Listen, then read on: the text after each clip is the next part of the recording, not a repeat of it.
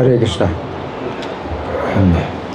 तो जो सदानंद बलदेव प्रभु ने आज का दिन बताया विशेष, आज का दिन जो विशेष जो हमने समझा वो है आज कार्तिक कृष्ण त्रयोदशी है।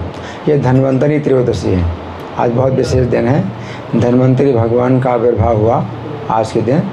और एक पूरा क्लास आज मैंने सवेरे जो दिया था तो वो जो है मंदिर में दिया था। तो अभी चैनल में अभी नहीं डाला ना, आ गया। हाँ, तो मेरे चैनल में आप जो है सुन सकते हैं। आज के दिन का विशेष महात्मा है। धन्वंतरी भगवान का आविर्भाव हुआ तो आ गया है। हाँ, तो चैनल में आ गया है। तो चैनल आप ले सकते हैं सदानंद बलदेव प्रभु से या आपसे, है ना। तो अपने चैनल में आप देख सकते हैं। तो कार्तिक का जो है पूरे महीने का बहुत महात्मा है। और विशेष रूप से दीपदान सबसे सरल कार्य है। कार्तिक में जो दीपदान किया जाता है वो सबसे सरल कार्य है। दीपदान से सरल तो कुछ भी नहीं है ना। कि दीप किसी प्रकार से प्राप्त होना चाहिए और उसको जो है बत्ती हो, घी हो या तेल हो, उसको जलाना है और भगवान को जो है घुमाना है ना। घड़ी की सुई की दिशा में घुमाना है। घड़ी की सुई कैसे घूमती है? इस तरह से घूमती है ना। हाँ, इस तरह से घुमाना है। तो इतना सरल कार्य है और इसका कितना महात्म्य है। तो उसकी एक कथा जो है आप सुने तो ये कथा जो है बड़ी शक्तिशाली है। सुनने में भी बहुत इसका महात्म्य है। तो आप लोग सुनिए। ये कथा सुना रहे हैं नारद जी। कौन सुना रहे हैं? नारद जी सुना रहे हैं। और किसको सुना रहे हैं? महाराज पृथु को सुना रहे हैं। किसको? महाराज पृथु को सुना रहे हैं। तो नारद जी कहते हैं कि दूसरे का दीप जलाने का भी महात्म्य सुनो। अगर मान लो आपका अपना दिया नहीं है ना, तो आप कहेंगे नहीं हमको तो अलग से दिया चाहिए, है ना, नहीं तो आप दीपदान नहीं करेंगे। नहीं, दूसरे का जला हुआ दिया है तो उसको भी उठा करके आप दीपदान कर लो। किसी का भी जो है दिया, उससे भी आप दीपदान कर सकते हो, है ना। और अगर बुझा हुआ है दिया तो मंदिर में पहले तो दीप की आवश्यकता होती थी, क्योंकि बिना दीप के भगवान का दर्शन नहीं होता था। अभी तो बिजली है, तो बिजली के कारण अब तो जो है दीप के प्रकाश की आवश्यकता नहीं है। हम भगवान को दीप दान करते हैं, फिर दीप वापस ले जाते हैं और कहीं। लेकिन पहले विधि क्या थी कि मंदिर में दीप दान किया, फिर मंदिर में ही रख दिया, क्योंकि वो दीप ही जो है भगवान के दर्शन में सहायता करेगा। क्योंकि दूसरा उपाय नहीं था मंदिर में भगवान के दर्शन करने की जो प्रकाश की आवश्यकता होती है, वो और कोई दूसरा साधन नहीं था, है ना। तो दीप को जो है वहीं पर जला के रख दिया जाता था, है ना। तो अब सुनिए बड़े ध्यान से। मनुवंश के प्रतापी राजा रैवत के पुत्र भद्रबुद्धि हुए। तो ये राजा रैवत हैं, राजा रैवत जो है ये एक मनु हुए हैं, है ना। अभी तक 7 मनु हो चुके हैं, यानी 7वें मनु चल रहे हैं। कौन से मनु चल रहे हैं? 7वें मनु चल रहे हैं। और इनका नाम है वैवस्वत मनु। ये 7वें मनु वैवस्वत। और एक मनु का जो कार्यकाल होता है, अवधि होती है, वो 71 चतुर्युगी की होती है। कितनी? 71 चतुर्युगी। और एक चतुर्युगी होती है सतयुग, त्रेता, द्वापर, कली। सतयुग, त्रेता, द्वापर, कली, इन सबको मिला करके जो अवधि होती है 43,20,000 साल की होती है। एक चतुर्युग कितना? 43,20,000 साल का चतुर्युग है। इस प्रकार से 71 से गुणा करेंगे तो एक मनवंतर का समय आएगा।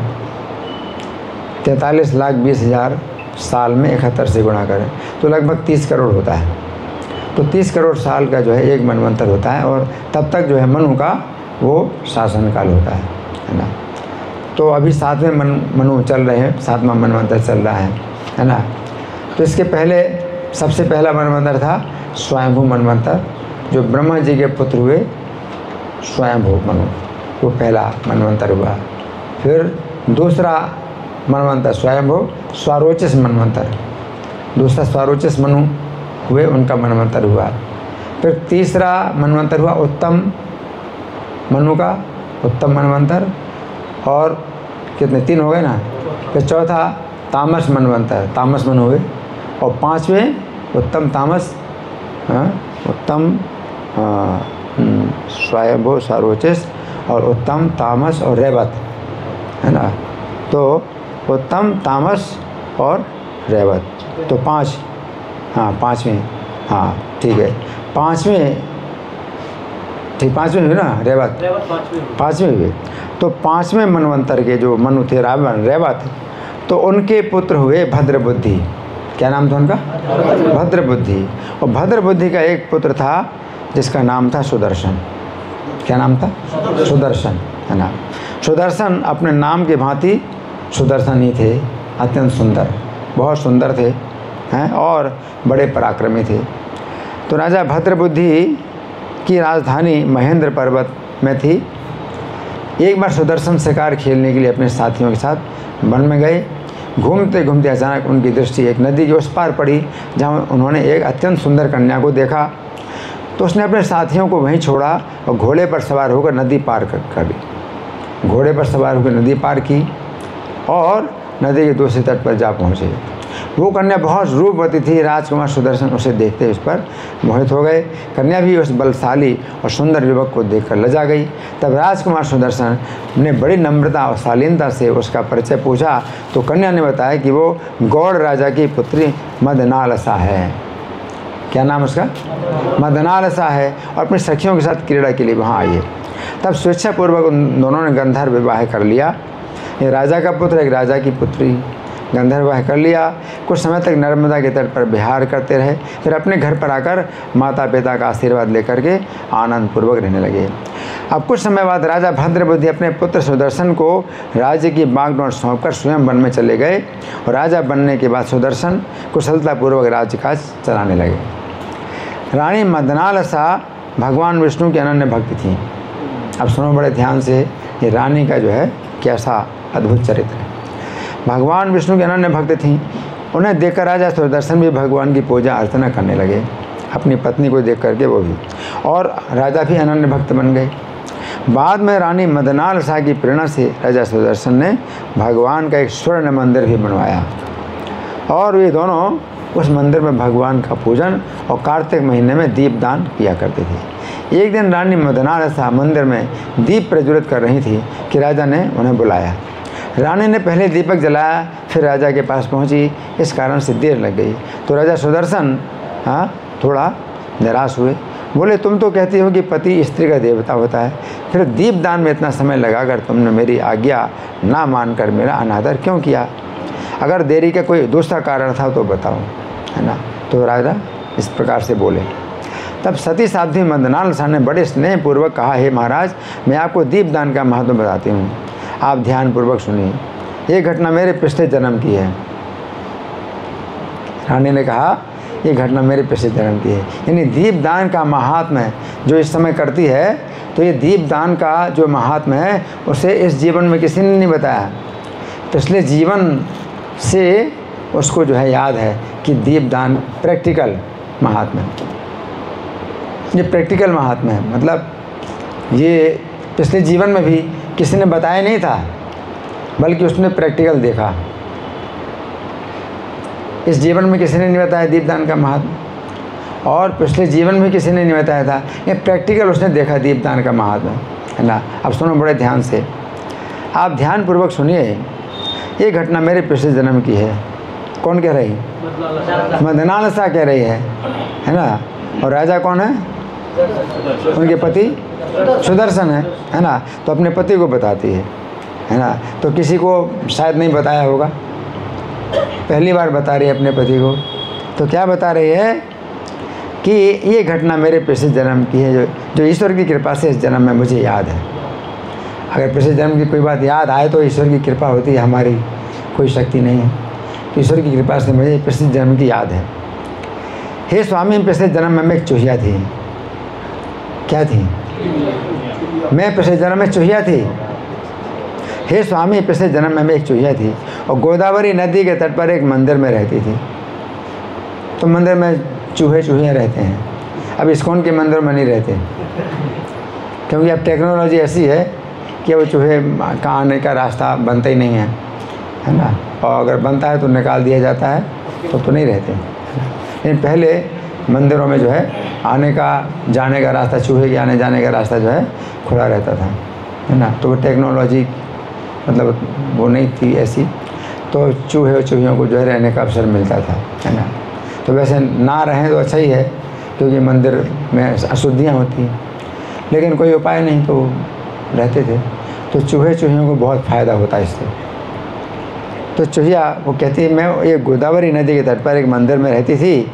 एक दिन कार्तिक मास में किसी ने मंदिर में भगवान के निमित्त एक दीपक जलाया। अब दीपक भी जलाया तो दीपक भी जो है भगवान के आगे जला करके रख भी दिया, दीपदान किया तो रख दिया दीपक, जिसकी बत्ती छोटी थी। इस कारण दीपक बुझने को हो रहा था। मैंने घी खाने के लोभ में उस बत्ती को मुंह में पकड़कर ऊपर उठाया, तो वो बत्ती जल गई, लेकिन मेरा कोई इरादा बत्ती जलाने का नहीं था। मैंने तो घी खाने के लिए बत्ती को पकड़ के उठाया, और ऐसा करने से दीपक की लौ तेज़ हो गई, मगर मेरा मुंह भी झुलस गया और मुंह जलने की पीड़ा से छटपटाने लगी। उसी छटपटाहट में मेरी मृत्यु हो गई। लेकिन दीपक जल गया ना भगवान का। तो कार्तिक में आपने दूसरे का दीपक जला दिया, है ना। और दीपक क्या है कि घी की कमी से नहीं बुझता है, बल्कि बत्ती छोटी होती है जब, है ना, जलते जलते तो जो है फिर घी में डूब जाती बत्ती, तो जो है दीपक बुझ जाता है ना। तो घी तो पर्याप्त था, तो मैंने क्या किया कि घी खाने के लोभ से बत्ती को ऊपर उठाया था, और बत्ती जल गई, मेरा मुंह जल गया, तो मेरी मृत्यु हो गई। चूँकि रात के समय भगवान के मंदिर में दीपक प्रज्वलित करते समय मेरी मृत्यु हुई थी, इस कारण भगवान विष्णु के दूत मुझे बैकुंठ ले गए। एक चूहिया को बैकुंठ ले गए,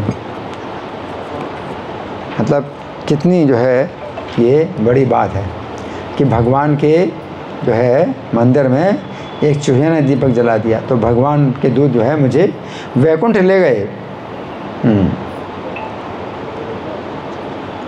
इसके बाद मेरा जन्म मदनारसा के रूप में हुआ।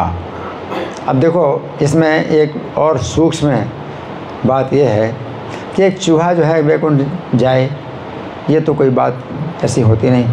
तो वैकुंठ जाने के लिए आपको योग्यता होनी चाहिए, और आप भक्तों के साथ कैसे व्यवहार करते हैं, भगवान की कैसे पूजा करते हैं, भगवान का कैसे नियम पालन करते हैं, तो इस तरह से कोई व्यक्ति वैकुंठ जाता है। लेकिन ये कोई कार्य इतना शक्तिशाली होता है कि उस कार्य की शक्ति से ही जो है कोई वैकुंठ चला जाता है, जबकि योग्यता जीरो, उसकी योग्यता तो बिल्कुल नहीं है और वैकुंठ चला गया। तो भी वैकुंठ जाने से जो है क्या लाभ है कि उसको वापस आना होता है, लेकिन योग्यता प्राप्त करके फिर वैकुंठ जाएगा वो, तो वो पतन नहीं है। जैसे हम लोग अभी वैकुंठ से आए हैं, तो ये हमारा पतन हुआ है, तो हम अब वापस जाने के लिए हमें बहुत उपाय करना पड़ेगा, कई जन्म भी लग सकते हैं वैकुंठ जाने की योग्यता प्राप्त करने के लिए। लेकिन कोई बिना योग्यता के वैकुंठ अगर चला गया, तो अब जो है वो वापस आता है, तो वो पतन नहीं होता है, बल्कि उसको भेजा जाता है कि पृथ्वी में अब तुम जो है पूरी विधि का पालन करो और फिर वैकुंठ जाओ। तो ऐसी बहुत सी घटनाएं हैं कि बहुत से पापी, बहुत मतलब अयोग्य लोग और बहुत पतित और बड़े नीच वैकुंठ चले गए किसी विशेष जो है कारण से। वो कारण बहुत शक्तिशाली होता है, तो वैकुंठ चले जाते हैं। तो वैकुंठ से जब आते हैं तो उनको वैकुंठ की याद भी रहती है, वैकुंठ कैसे गए थे, फिर से जन्म की याद रहती है, और इस जन्म में वो जो है पूरी भक्ति अपने शुद्ध भक्तों के साथ करते हैं और फिर वैकुंठ जाते हैं। तो वो जो है फिर विधि पूर्वक वैकुंठ जाते हैं। एक बार वैकुंठ चला गया बिना विधि की, कोई विधि का पालन नहीं किया, एक किसी विशेष शक्तिशाली कारण से वैकुंठ चला गया। तो चूहिया जो है कोई विधि का पालन तो किया नहीं उसने, लेकिन शक्तिशाली कारण था कि उसने दिया जला दिया, इस कारण से वैकुंठ चली गई। और अब जो है वो आई है, तो उसको याद भी है कि वो चूहिया थी और कैसे वैकुंठ चली गई। तो वो विधि जो है मतलब जो शक्तिशाली कारण बन गया, और अब जो है वो उसको विधि पूर्वक कर रही है सब कार्य, है ना। तो वो कहती है, हे स्वामी, ये रूप जो है मुझे जो मिला है वो दीपदान के कारण मिला है। दीपदान से क्या मिलता है? सौंदर्य और संपत्ति। दीपदान से संपत्ति और सौंदर्य प्राप्त होता है। तो कहती दीपदान के द्वारा मुझे ये सौंदर्य प्राप्त हुआ और आप जैसे योग्य पति भी मुझे दीपदान के द्वारा प्राप्त हुआ है ना। जब इतना सा करने का इतना फल मिलता है तो ज़रा विचार करिए, श्रद्धापूर्वक भगवान को दीपदान करे तो क्या फल होगा, इसकी महिमा का क्या होगा। तो नारद जी कथा सुना रहे हैं किसको? राजा पृथु को। तो नारद जी कहते हैं, हे राजा पृथु, मदनालसा के मुख से ये सब सुनकर राजा सुदर्शन का क्रोध शांत हो गया। तत्पश्चात आजीवन उन्होंने कार्तिक माह के व्रत किए और दीपदान किए, अंत में वैकुंठ गए। अरे वो तो ये जो है मतलब ऐसी घटना है जो कि हमारे लिए बहुत शिक्षाप्रद है, बहुत शिक्षाप्रद है ना। तो दीपदान का बहुत महत्व बताया गया है कि आप जो है भगवान को दीपदान जरूर करो, है ना। अगर दीप कहीं नहीं मिलता है तो अपने घर की पूरी संपत्ति बेच करके भी दीप प्राप्त कर लो और दीपदान करो भगवान। पूरा घर बेच दो एक दीप प्राप्त करने के लिए। अगर पूरा घर बेचने से अगर एक दिया मिल जाए तो पूरा घर बेच दो और एक दिया भगवान को दीपदान करो। कितना महात्मा है दीपदान का, है ना। तो कार्तिक के जो है कुछ नियम हैं तो उनको हम समझ लें, बाकी कितना कर सकते हैं वो अलग बात है। लेकिन कार्तिक के नियम क्या हैं? एक तो है रात्रि के पिछले प्रहर में जागना। तो रात्रि का जो पिछला प्रहर है वो 3:22 से शुरू होता है और 5:46 तक चलता है। 2 घंटा 24 मिनट ये रात्रि का जो है पिछला प्रहर है, या इसको अंतिम प्रहर बोलते हैं, इसको निशांत काल बोलते हैं। रात्रि के जो है कुल मिला के 4 प्रहर होते हैं। तो 4 प्रहर में से अंतिम एक प्रहर यानी चतुर्थांश 1/4 जब बच रहती है रात्रि तो आपको उठना चाहिए। रात्रि शुरू होती है प्रदोष काल से 8:10 से शुरू होती है रात्रि। कितने हैं बजे से? 8:10 से। प्रदोष काल 8:10 से 10:34 तक चलता है। ये 2 घंटा 24 मिनट का चौथा हिस्सा। एक तो ये हो गया हिस्सा रात्रि का। फिर निशा काल 10:34 से 3:22 तक, ये 2 मतलब हिस्से हो गए, 2/4 हिस्सा हो गया। 4 घंटा 48 मिनट का ये निशा काल है। तो इस प्रकार से रात्रि के 3/4 तो ये बीत गए।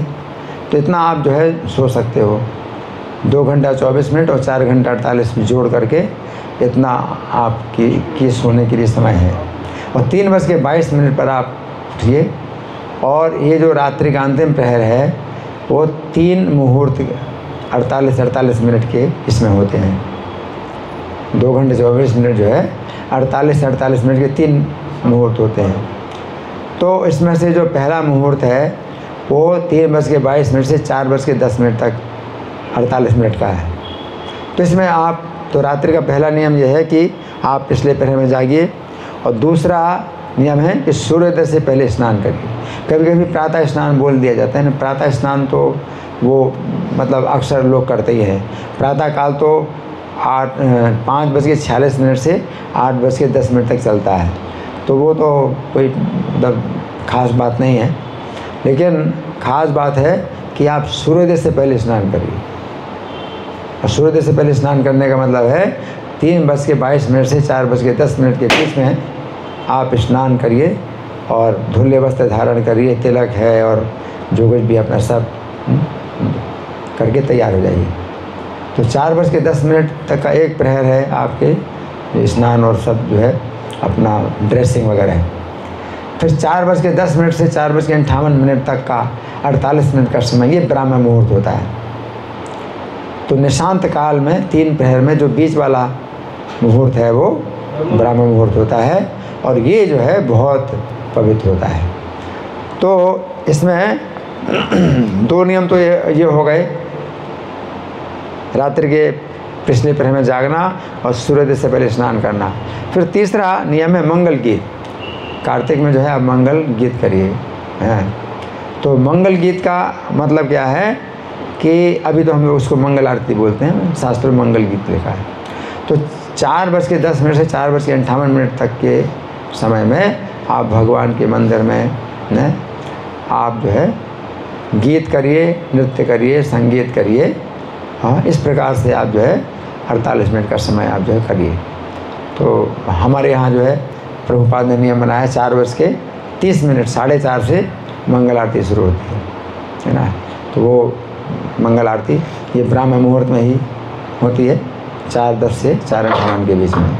अगर आप मंगल आरती अपने घर में करते हैं और 4:30 के बाद भी करते हैं, 5 बजे करते हैं, तो ये तो रोज़ की बात बता रहा हूँ, केवल कार्तिक नहीं, रोज़ की बात बता रहा हूँ कि जो गौरवाष्टकम प्रार्थना है वो तो रोज़ के लिए विश्वनाथ चक्रवर्ती ठाकुर जिन्होंने लिखी है उन्होंने रोज़ के लिए बताया है, प्रतिदिन के लिए बताया है कि ब्राह्म मुहूर्त में गाई जाए, ऊँचे स्तर में ब्राह्म मुहूर्त में गाई जाए। अगर आप 5 बजे आप मंगल आरती करते हैं तो आप 5 बजे ना करके 4:50 पर कर लो। तो 4:50 पर भी अगर आप मंगल आरती करोगे तो वो जो मंगल गीत है या गुरुवष्टकम प्रार्थना है वो आपकी ब्राह्म मुहूर्त में हो जाएगी।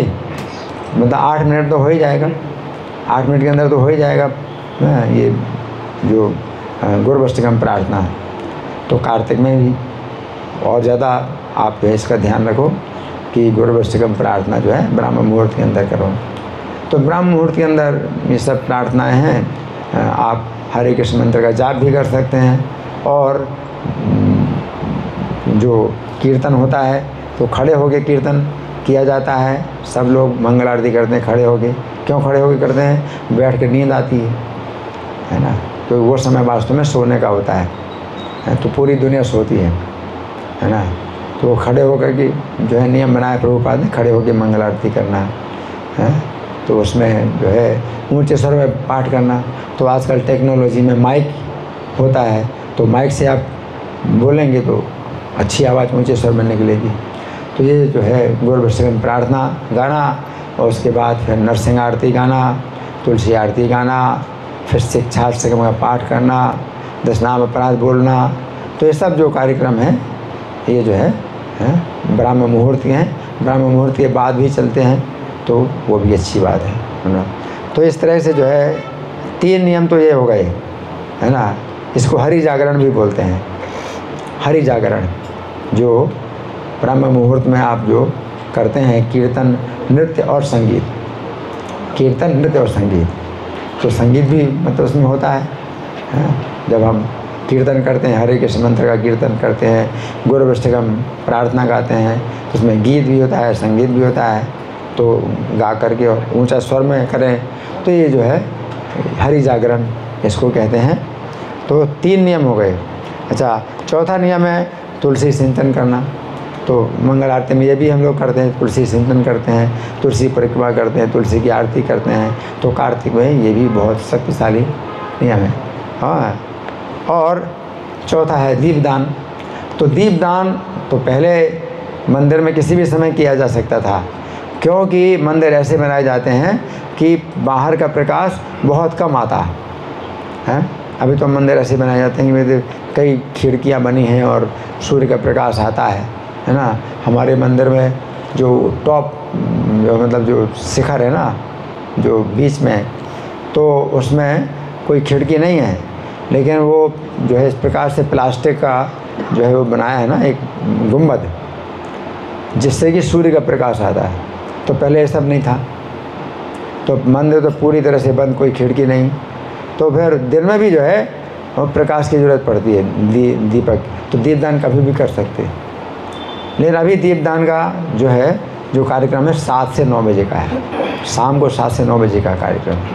7 से 9 बजे का कार्यक्रम इसलिए है, अगर मान लो बिजली फेल हो जाए तो 7 से 9 बजे जो है सूर्य का प्रकाश मिलेगा भी नहीं, है ना। तो 7 से 9 बजे का जो कार्यक्रम है ये विशेष दीपदान के लिए है। तो दीपदान है ना। तो कितने नियम हो गए? 4 नियम हो गए हैं। हाँ, रात्रि के पिछले पहर में उठना, सूर्योदय से पहले स्नान करना, और मंगल गीत तीसरा हो गया, और चौथा दीपदान, और 5वां तुलसी सिंचन। तो 5 हो गए, है ना। और छठा क्या है? दामोदर अष्टकम। ये जो महीना है ये जो है उखल बंधन लीला इसमें हुई थी, तो कार्तिक के महीने में जो भगवान की उखल बंधन लीला हुई थी वो अमावस्या में हुई, कार्तिक की अमावस्या में। अमावस्या महीने का बिल्कुल बीच का दिन होता है, तो बिल्कुल महीने के बीच में भगवान की ये लीला हुई थी। और ये लीला जो है रोज़ हम लोग गाते भी हैं और देखते भी हैं, उनकी जो है झांकी भी होती है। तो ये जो है बहुत शक्तिशाली नियम है ना। तो दामोदर अष्टकम पाठ करना है ना, और भगवान की झांकी का दर्शन करना। तो चित्र में भी भगवान की झांकी देख सकते हैं, उखल बंधन है ना। तो ये जो है कुछ ऐसे नियम हैं जो कि कार्तिक में हमें करने चाहिए, ठीक है। तो वैसे तो 12 बज गया, तो मैंने तो सोचा था 12 बजे तक हम करेंगे, फिर दीपदान करेंगे और बाकी जो है अपना कार्यक्रम पूरा करेंगे। परंतु फिर भी आपका जो विचार हो, अगर प्रश्नोत्तर करना है, मंथन करना है तो आप लोग करो। आपकी ओर से कोई प्रश्न है, कोई मंथन, कोई चर्चा, या मैं प्रश्न करूँ आप? जी, जैसे अभी दिवाली का मौसम है, दीपावली का, तो इसमें दीपावली का क्या महत्व है ऐसा जो कि दीपावली के दिन अमावस्या को भी आती है, उस दिन उखल बंधन लीला भी है, तो महत्व किसका ज़्यादा है, भगवान के आगमन का या उखल बंधन का? हाँ, देखिए उखल बंधन लीला जो हुई वो तो जो है भगवान कृष्ण के अवतार काल में हुई, तो उसके पहले कोई मतलब इसका नियम नहीं बताया गया। उखल बंधन लीला का जो है महात्म्य हमारे शास्त्रों में कहीं नहीं मिलता। उखल बंधन लीला की तो आचार्यों ने मतलब हमें कार्तिक में ये दिया, तो ये विशेष बात है। शास्त्रों में जो है उखल बंधन की लीला का कोई वर्णन नहीं आता, तो इतना ही है उखल बंधन। लेकिन जो दीपदान है, जो दीपावली है, दीपावली का मतलब ये है कि अपने घर में आप जो है दीपावली का मतलब है पंक्ति, दियों की पंक्ति आप जो है जलाइए। तो हर घर में लोग जो है दियों की पंक्ति जलाते हैं, अपने घर में हर जगह दिया जलाते हैं। और पहले बिजली वैसे भी नहीं होती थी, प्रकाश होता ही नहीं था, तो प्रकाश पैदा करने का एक जो है ये साधन है कि दीपों की पंक्ति जो है घर में सब जगह आप जो है मतलब करो। तो इसका जो कारण है वो हमारे लिए मतलब इतना कुछ महत्वपूर्ण नहीं है, लेकिन जानने के लिए आपको बता रहा हूँ कि आपकी जानकारी हो। तो जानकारी इसमें ये है कि भगवान जो है चतुर्मास के समय में जब शयन करते हैं तो लक्ष्मी जी जो है मतलब भ्रमण करने के लिए आती हैं, भ्रमण करने के लिए आती हैं लक्ष्मी जी।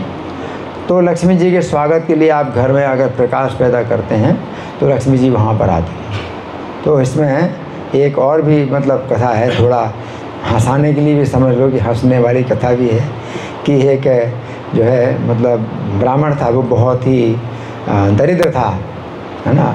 तो शिव जी से प्रार्थना की उसने कि आप जो है मुझे उपाय बताइए कि मुझे संपत्ति कैसे मिलेगी। तो शिव जी ने कहा कि देखो इस बार जो है तुम राजा के पास जाओ और राजा से कहना कि मैं जो कुछ मांगूं आप पहले वचन दो कि मुझे आप वो दोगे। तो जब राजा वचन दे दे तो फिर तुम उनसे राजा से ये कहना कि आप ये वचन दो कि इस दिन जो है, इस दिन कोई भी घर में दीपक ना जलाए इस घर में दीपक ना जलाए। तो राजा ने वचन दे दिया और फिर ये हो गया भाई राज्य में कोई भी अपने घर में दीपक ना जलाए। तो ब्राह्मण ने अपने घर में दीपक जलाया तो लक्ष्मी जो है इसी के घर में आई इसी घर में लक्ष्मी आई तो संपत्ति इसको प्राप्त हो गई। तो कहने का मतलब ये है कि वो लक्ष्मी के जो है स्वागत के लिए है। तो इसका हमारे वैष्णवों के लिए कुछ विशेष महत्व नहीं, लेकिन जानकारी के लिए आपको बता दी। हमारा तो नियम कार्तिक का है कि दीपदान करो, और इस दिन दीपावली आप कर सकते हो तो खूब बिजली की जो लाइनें होती, लटें होती हैं, लड़ियाँ, वो जो है मतलब घर में करते हैं लोग, तो कर सकते हैं। लेकिन अब हमारा तो उद्देश्य है भगवान को प्रसन्न करने के लिए है। मंदिर में है विशेष रूप से आप जो है वो प्रकाश पैदा करिए, और प्रकाश तो बिजली का प्रकाश पहले से ही है, तो दीपदान का विशेष महत्व है। ठीक है, और कोई? अच्छा, हाँ, भगवान श्री राम भी तो आए थे, इसलिए भी तो दीपमाला करते हैं क्या? श्री राम आए थे या नहीं आए थे उस पर विचार करना पड़ेगा कि श्री राम आए थे कि नहीं आए थे, क्योंकि चैत्र के महीने में उनका वनवास हुआ था। चैत्र के महीने में श्री राम का वनवास हुआ था और 14 साल पूरे होने पर श्री राम को जो है मतलब उसी दिन आना था। और भरत जी ने ये कहा था कि आप एक दिन भी अगर आप लेट हुए तो मैं अपने प्राण त्याग दूंगा। तो श्री राम की चिंता थी कि मैं उस जिस दिन चले थे उसी दिन जो है 14 साल के बाद वो आप वापस आएंगे। तो श्री राम जो है दीपावली के दिन नहीं वापस आए, वो जो है अपनी तरफ से कुछ कह दिया जाए तो अलग बात है।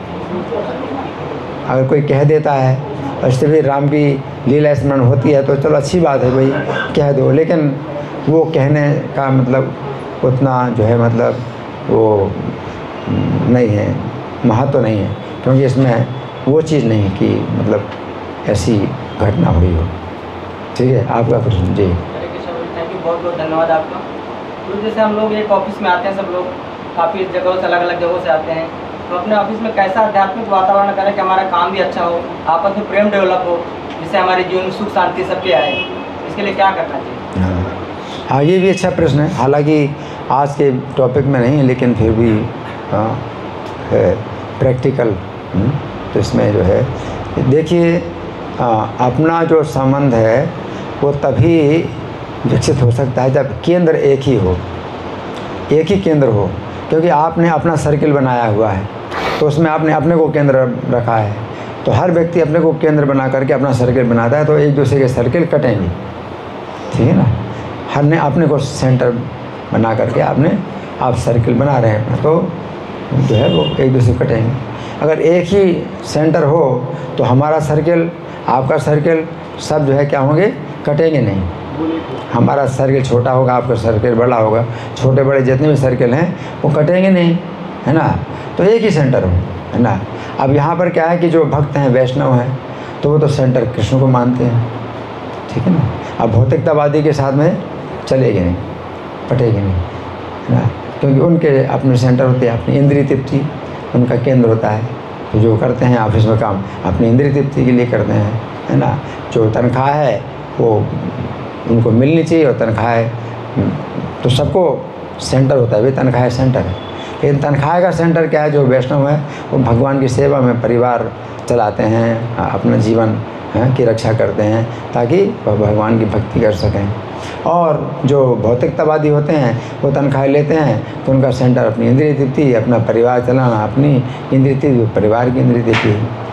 तो इस प्रकार से फिर वो हो नहीं पाता है, इस तरह से नहीं हो पाता है। इसका एक तरीका तो ये होता है कि जो वैष्णव होते, अगर मान लो ऐसा ऑफिस हो जहाँ तो जो अपने ऑफिस के मालिक हैं वो भी वैष्णव हैं तो वो अलग बात है। लेकिन अगर मान लो आप ऐसे ऑफिस में हो जहाँ भौतिकतावादी ही जो है सब लोग हैं और बॉस भी भौतिकतावादी है, तो फिर वैष्णव को जो है क्या करना पड़ता है, अपनी भावना को छिपा करके रखना पड़ता है, क्योंकि चलना तो उनके साथ में है ना। तो उनके साथ में उनके जैसा हमें दिखाना पड़ता है ना। जबकि हम होते दूसरे प्रकार के हैं और अपने को दिखाते उनकी तरह दिखाते हैं, तो इस तरह से करना पड़ता है। तो रघुनाथ दास को जो है चैतन्य महाप्रभु ने मतलब ये विधि बताई है कि जैसे कोई स्त्री है, अगर मान लो किसी दूसरे पति से उसका संबंध हो जाए तो निंदा की बात है, लेकिन वो करती क्या है कि घर का काम काज तो खूब बढ़िया तरीके से करती है, दिखाती है कि सब बिल्कुल ठीक से कर रही है। उसके दिमाग में वो सोचती है कि कब मिलूँगी, वो अपने पति का उपपति का चिंतन करती है। उसी प्रकार से जो भक्त हैं, तो भक्त जो है मतलब भौतिकतावादियों के बीच में जब रहते हैं तो उनके बीच में उनकी तरह रहना पड़ता है, नहीं तो फिर जो है वो हंसी मजाक करेंगे और निंदा करेंगे और अपमान करेंगे, तो फिर वो जो है मतलब बड़ी तरह से जो है वो हो जाएगी स्थिति है। तो फिर अपने को उस तरह से दिखाना पड़ता है ना। लेकिन अब यहाँ पर अगर हमारे जो बॉस हैं वही जो है मतलब वैष्णव हैं, तो फिर जितने भी लोग हैं अगर उसी तरह से रहें, है ना, तो कुछ ना कुछ तो जो है मतलब उनको 1% 2% कुछ भी हो तो कुछ मतलब उनको इस तरह के चाल में चलना चाहिए, है ना। तो केंद्र एक होना चाहिए। अगर एक ही केंद्र है तो आप सब लोग जो है एक साथ रह पाएंगे, और अगर नहीं होगा तो फिर वैष्णव जो है समझौता तो नहीं कर सकते। और जहाँ पर उनके पास शक्ति रहती है तो यहाँ पर जितने कर्मचारी हैं उनके पास शक्ति है, बॉस की शक्ति है, तो वो जो है अपने जो है मतलब वैष्णव सिद्धांत में वो तो जो है मतलब पक्के रहेंगे। फिर कोई व्यक्ति जो है अपनी तरह से अगर करेगा, चाल चलेगा, तो वो जो है फिर वो उसके लिए ठीक नहीं होगा। तो अच्छा यही है कि जो जितने भी कर्मचारी हैं वो इस तरह से रहें, ठीक है ना। हरि बोल। हाँ जी। जैसे भी आपने कुछ एग्जाम्पल बताया, जो प्रभुपाद जी के एग्जाम्पल आता है ये स्त्री वाला, इसी एग्जाम्पल मैंने सुना तो जो बताता है कि पानी में नाव चले तो चले, मत नाव में पानी आने दो। तो ये भी एक बताया जाता है कि जैसे कोई भी ऑफिस, कोई अगर ऐसा ऑफिस में है, या फिर जैसे संसार के एग्जाम्पल लेते हैं, संसार में लोग हैं लेकिन संसार में रहते हुए वो भगवान का चिंतन कर सकता है, बाकी चीज़ें वो करेगा तो इस तरीके से करेगा जैसे नाव पानी में चलती है, बट नाव में अगर पानी भर गया तो नाव डूब जाएगी। तो वो इस तरीके से भी इसको समझ सकते हैं। अच्छा है, तो ये भी अच्छा उदाहरण है। और कोई? बीच बीच कभी कभी सेमिनार ऑर्गेनाइज कर सकते हैं हम लोग यहाँ भगवद गीता का, इस तरह से कुछ? हाँ, वो आप जो अपने बॉस हैं उनकी सहमति से आप कर सकते हैं, क्योंकि इसमें क्या है ना कि एक सीमा होती है, क्योंकि ऑफिस में जो है जो काम है और जो बिज़नेस है तो उसमें बाधा ना पड़े। तो सब हर चीज़ का जो है एक होता है कि भाई उसका जो है रेशियो होता है ना, तो उसका जो है डिवीज़न होता है, तो कितना समय देना है कितना समय नहीं देना, वो सब जो है चीज़ें होती हैं। बाकी नियमों का पालन आप करते हैं, 4 नियमों का पालन, 16 माला जाप, वो अपने घर में करो, कहीं भी करो, है ना। तो ये सब चीज़ें होती हैं, ठीक है। और कोई? तो मैं प्रश्न करूं? ठीक है, मैं प्रश्न कर रहा हूँ, है ना। तो जो दीपदान का महात्म्य बताया गया है ना, तो ये जो है हमारी सोच से परे है, हमारी सोच से परे है ना। तो जो दीपदान का महात्म्य जिसने बताया वो कौन स्त्री है, किस क्या नाम है? कौन बताना जी? मदनालसा, है ना। मदनालसा वो जो है स्त्री है। तो उसने जो अपना दीपदान का महात्म्य बताया, क्या उसको इस जीवन में किसी ने बताया? शास्त्र, साधु, आचार्य। अभी हम लोग तो कोई ज्ञान प्राप्त करते हैं, शास्त्र, साधु, आचार्य तीनों की जो है जहाँ मतलब एक मत हो, शास्त्र में भी जो बताया गया है और साधु भी बताते हैं, आचार्य भी बताते हैं, तीनों एक मत हो, हम उसको हमारे लिए प्रैक्टिकल होता है। जो शास्त्र में बहुत सी बातें लिखी हैं ना, और है ना, तो तीनों एक मत हो तो प्रैक्टिकल होता है, हम वो करते हैं। लेकिन जो मदनालसा ने जो दीपदान का महात्म्य बताया, तो कैसे शास्त्र से सुना या साधु ने बताया या आचार्य ने बताया, किसने बताया? प्रैक्टिकली प्रैक्टिकल, उसका खुद का प्रैक्टिकल। और इस जीवन में नहीं है, पिछले जन्म में, पिछले जन्म प्रैक्टिकल है। अब प्रैक्टिकल तो सबसे बड़ी बात हो गई, प्रैक्टिकल तो सबसे बड़ी बात होगी, प्रैक्टिकल, है ना। तो क्या प्रैक्टिकल था, कौन बताएगा? आप बताएंगे?